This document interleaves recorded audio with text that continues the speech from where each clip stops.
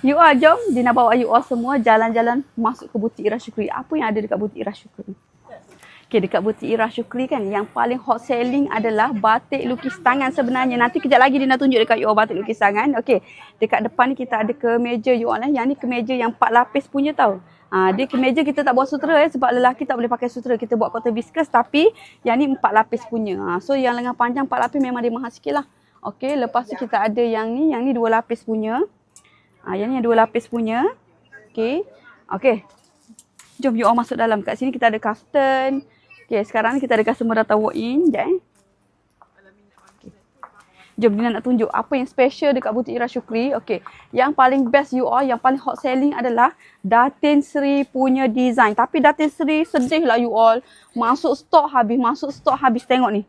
Ada satu ni je ni rasa Datin Sri. Design Datin kita baru masuk stok. Kejap lagi Dina tunjuk design Datin. You all tengok yang ni adalah hot selling dekat butik Ira Syukri. Siapa nak datang walk in?